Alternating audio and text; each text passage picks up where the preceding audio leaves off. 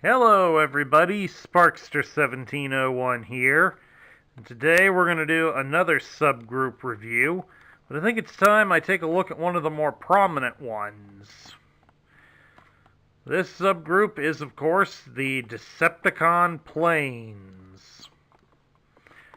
One of the more prominent and well-known groups in the lore, as these guys served as the main soldiers for the Decepticon army, many of whom also held very high positions within the Decepticon army as well.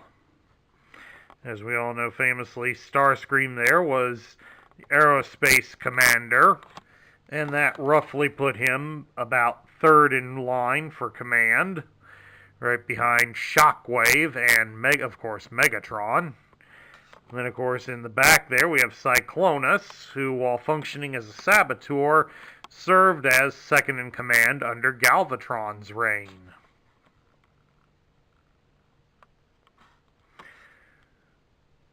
This is a group that is rather infamous amongst the collectors due to the fact that at least half of these guys famously have a lot of loose pieces, and many of them are very small and or quite fragile, and thus they are a challenge to find complete on the secondary market.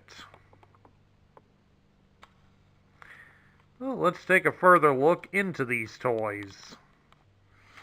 The line would be started in 1984 during the first year of the Transformer toy release. We would have Skywarp, Starscream, and Thundercracker. As you can clearly see, all three toys were based on the exact same mold, so transforming them was a cinch. If you had one of them, you knew how to transform all three of them. Now, these toys were famous due to the fact that their tech spec grids were all switched around and really didn't apply to who they were applied to. Skywarp got Starscreams, Starscream had Thundercrackers, and Thundercracker had Skywarp's grid. So somebody at Hasbro made a major oops when they released them. Now, when it comes to availability, only Starscream would last the longest. Starscream would come out in 84 like all of them, would be available in 85 and in 1986. He would be discontinued in 1987 when the Decepticon Planes subgroup was phased out. Skywarp and Thundercracker would be available on shelves in 1984 and 1985. They would be discontinued in 1986 upon their deaths in Transformers the movie. Although out of the two of them, Thundercracker would remain available as a mail-away exclusive. And of course, here's all three of those characters in their alternate modes. They all become F-15 Eagle airplanes. And aside from the colors, they are exactly alike in every way.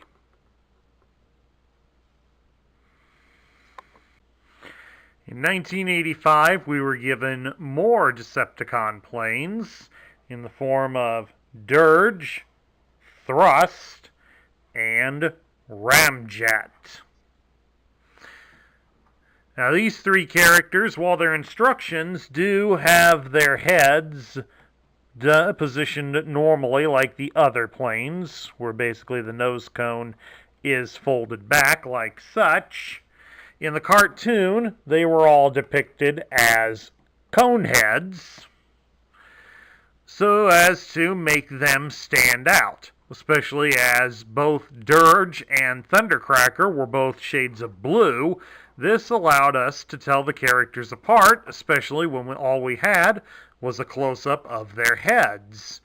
Why they felt that was necessary as well for Ramjet and Thrust is hard to explain, but it is something that carried over, and a fair amount of the promotional media, including their images in the More Than Meets the Eye guides, uses the animated model over the physical toy model to depict these characters.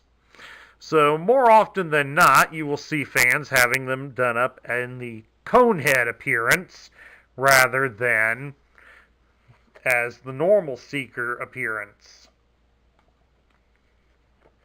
Of course, when you have them in your own home, you can feel free to display them as you feel fit.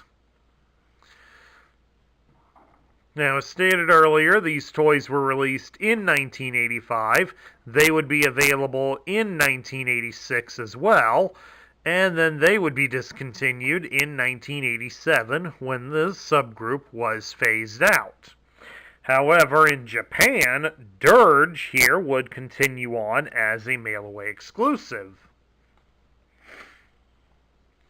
Now, out of all three of these toys, only Thrust is the biggest pain to get complete due to the fact that he has just as many parts as his predecessors do, whereas Dirge and Ramjet don't have as many extra pieces as they don't come with the fancy launchers. They just have solid pieces of plastic as their weapons.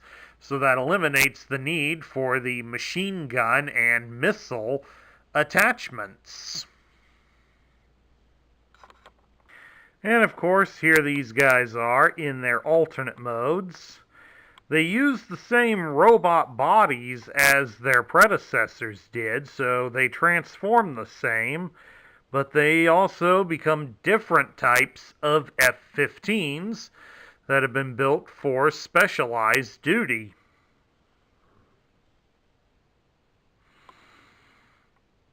So it makes for an interesting change, and militarily speaking, it also gives them a different mission profile than their predecessors have. So it does open up play value exponentially with what they were capable of doing as aircraft, and with their own unique functions and special powers.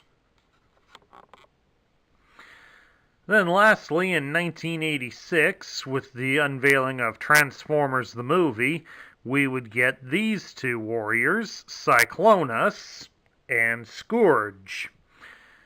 Of course, by the actions of the movie, we would see that some of the previous warriors would be reformatted into these guys, as Thundercracker would become Scourge, and Skywarp, or the Insecticon Bombshell, would be made into Cyclonus.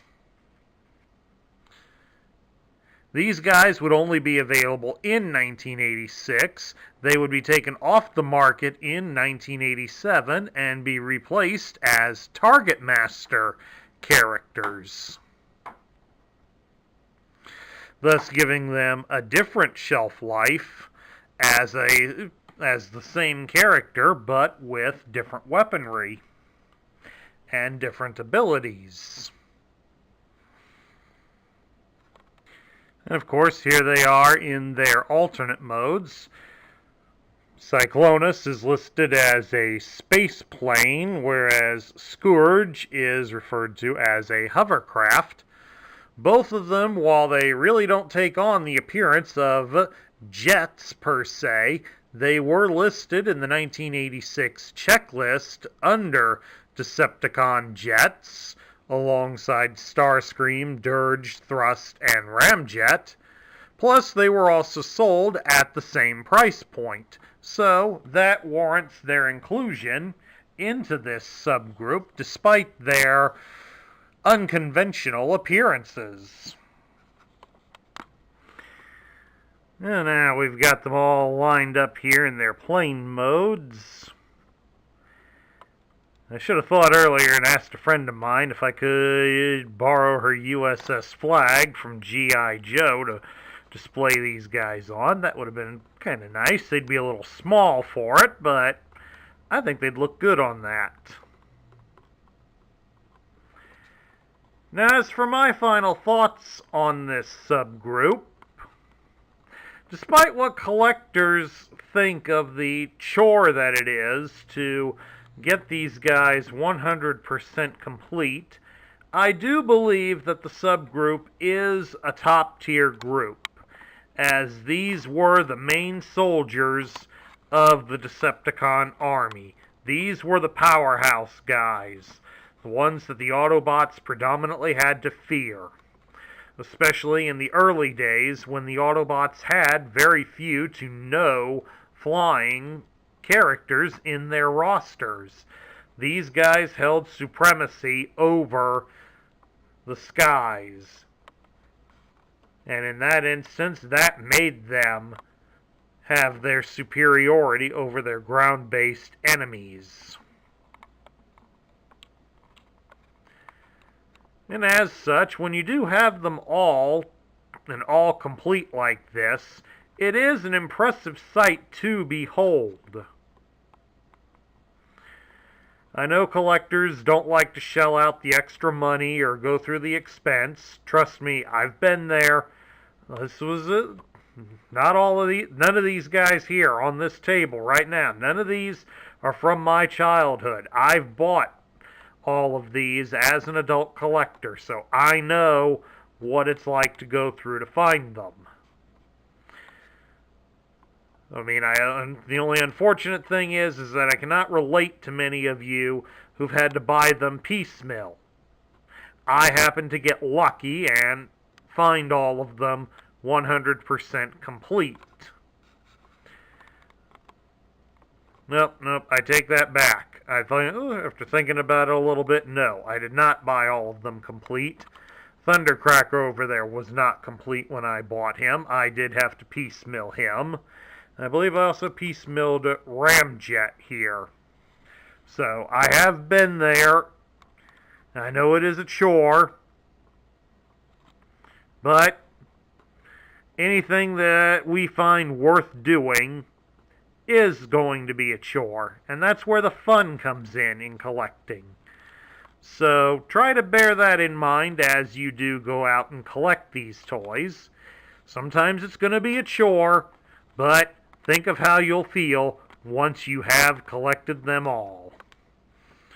And these guys are certainly worth it in the long run. About the only ones that are probably more of a pain I'd say would either be the large base toys or their counterparts, the Autobot cars, as there is considerably more of them. And they also have a fair amount of loose pieces to find. But the Autobot cars, are also considerably more fragile toys. Well, that concludes my review of the Decepticon planes. If you like the review, please leave a thumbs up here on YouTube. Don't forget as well, hit that subscribe button down below so you can join up amongst our ranks and be notified of new videos. Plus, also, there's a comments section down below. Share with me and everybody else your thoughts on the Decepticon planes. This is Sparkster1701 saying I'll catch you all later.